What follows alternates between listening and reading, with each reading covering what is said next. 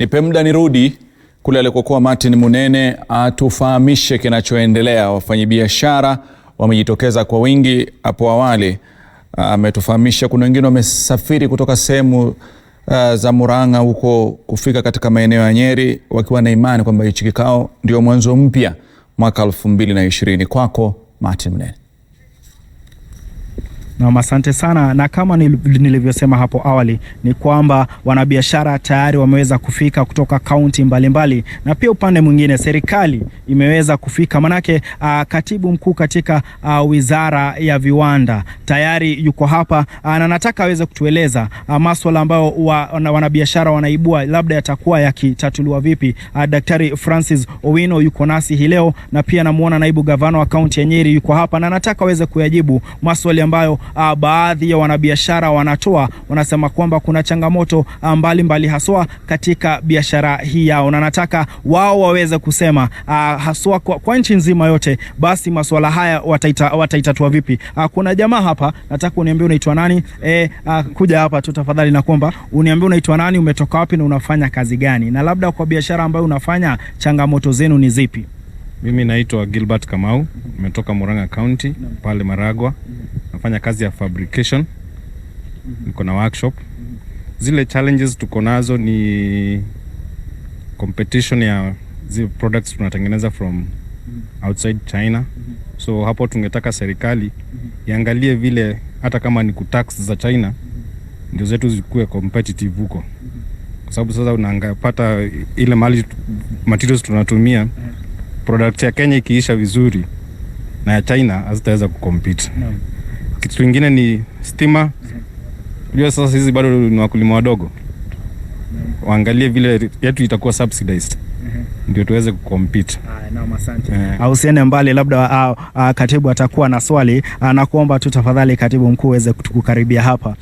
Kwamba mwanabiashara huyu na wengine wanasema kwamba kumekuwa na matatizo haswa watu ambao wako katika kazi ya ufundi. Wanakuta kwamba bidhaa ambazo wanatengeneza zinatoka nchi za kigeni, kwa mfano China. Basi ama Uchina wanasema kwamba hawawezi basi fanya biashara vilivyo. Labda nyinyi kama serikali suluhu iko wapi? Asante. Nafikiria serikali imechukua jukumu dhabiti ya kuhakikisha ya kwamba the SME sector imerudi katika hali ambayo inafaa. Changamoto mojawapo kuu sana ilikuwa ni pahali ya kufanya kazi. Na sasa tumehakikisha kwamba tukizungumza saizi 37 centers, CIDCs, Constituency Industrial Development Centers zimeboreshwa. Hata kesho Kerugoya waziri atafungua moja. Saa hizi tunaenda kuangalia CIDC center ya Idara, na zile zote ambazo ziko tumeziweka tutaziboresha ili wafanyibiashara ndogo ndogo wapate nafasi ya kufanya kazi vizuri. Mambo na competition pia tunaangalia kama serikali, kwa sababu the biggest thing is quality.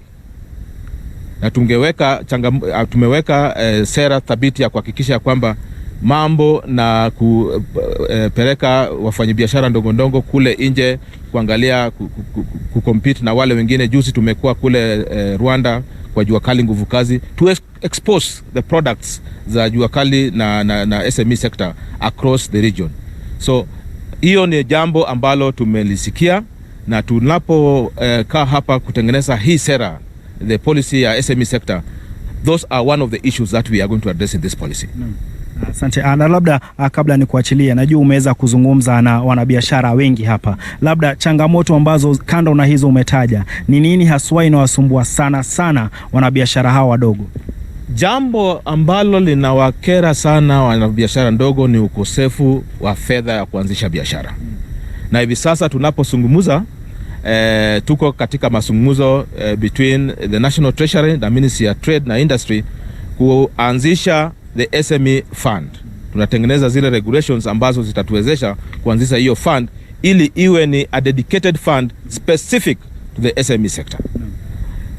Tutakapofanya hivyo, nafikiria kwa maoni yetu tutakuwa tumetoa changamoto moja kubwa zaidi ambayo imekuwa ikizunguza mambo ya SME sector. Naam, asante. Na kuna mwanamke hapa alikuwa tayari tumezungumza naye, alisema kuna shida ambayo angetaka serikali iangalie. Tuambie unaitwa nani kwa kifupi, biashara unayofanya, na shida ambayo wewe unataka serikali iangazie ni gani? Naitwa Charity Wanjiru kutoka Murang'a. Nafanya kazi ya kupurify honey, pack, then we sell. Na changamoto ile tunakutana nayo sana ni kupigana na counterfeits. The market is flooded by counterfeit honey, which is very cheap. And therefore tunashindwa ku-explain kwa nini asali yetu si cheap. And the difference between tofauti ya asali fake na original na real ni tofauti, ni kidogo sana kwa macho, kwa kuangalia kwa macho. Kwa hivyo ukijaribu kueleza asali yako ni original, jina original imetumika vibaya sana. Yeah. Haya, labda katibu, umeweza kusikia counterfeit ama maswala ni swali, najua tu si asali. Kuna vitu mingi mambo hujui ni gani original na ni gani halali na gani si halali. Mnafanya nini? Huwezi kufahamu original ama counterfeit kwa macho. Kile tunafanya kwa wizara ni kwamba kuna taasisi inaitwa KIRDI, Kenya Industrial Research Training Institute.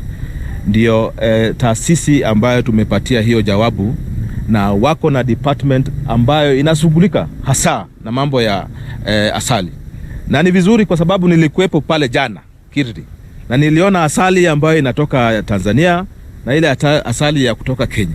Shida tuko nayo na asali ya humu nchini ni kwamba middlemen, wakulima wanatoa asali safi, lakini wale middlemen wanaenda wanaongezea mambo yao, ndio either iongezeke iwe mingi na kadhalika.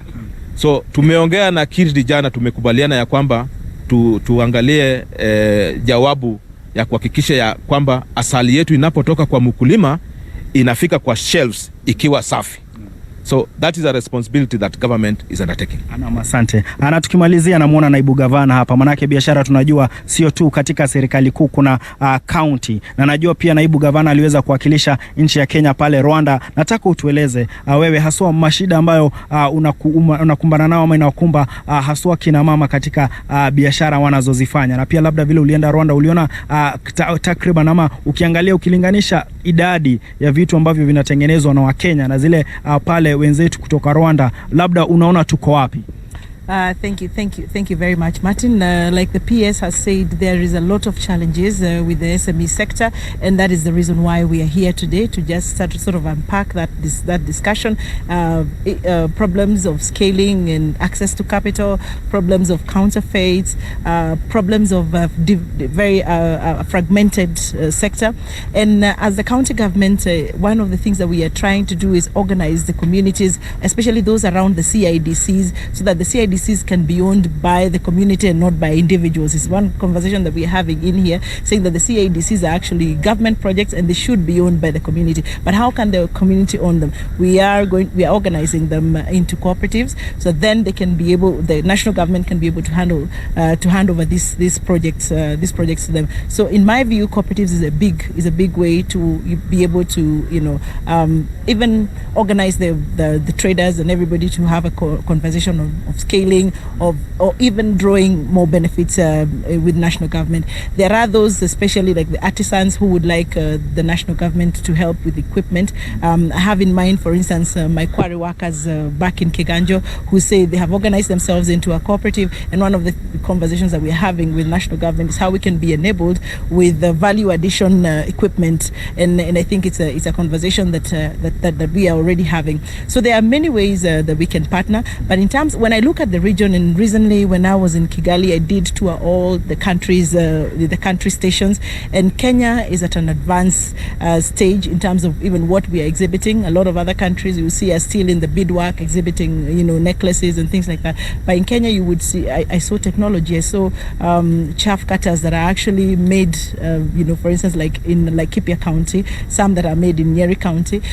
There's also the incorporation of IT into artisanry and into the SME sector. So I think Kenya is at an advanced stage when you compare to the neighbors, but that does not give us a pride point. That gives us a challenge to keep up being front runners. And I can tell you the region is learning a lot from Kenya. I think PS, you remember even Tanzania and everybody saying they're learning a lot from Kenya. So Kenya now needs to move from the normal SMEs to taking advantage, for instance, of the digital space and innovations and IT to scale up, the SME sector.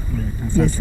Haya, umeweza kusikia katibu jinsi alivyosema na pia naibu gavana, na wanasema kwamba serikali inajaribu kuimarisha biashara hii na wanataka wanabiashara haswa hawa wadogo waweze kufanya biashara jinsi ama waweze pia kuweza kupeleka bidhaa zao katika soko na waweze pia kuweza kupata watu ambao wataweza kununua hata kama kutakuwa na bidhaa za kutoka nchi za kigeni. Manake wanasema wanajaribu kuhakikisha kwamba mbali tu na idadi, wanajaribu kuhakikisha kwamba kuna ubora. Hivyo basi kutoka hapa tutaweza tu kuendelea kuzungumza na haswa wanabiashara tuweze kujua ama wanaona ni kama changamoto zao zitaweza kukabiliwa nazo na serikali na kama wao wataweza kuimarisha maisha yao. Kutoka kwangu nikiwa kaunti ya Nyeri, narejesha kwako studio. Mimi ni Martin Munene.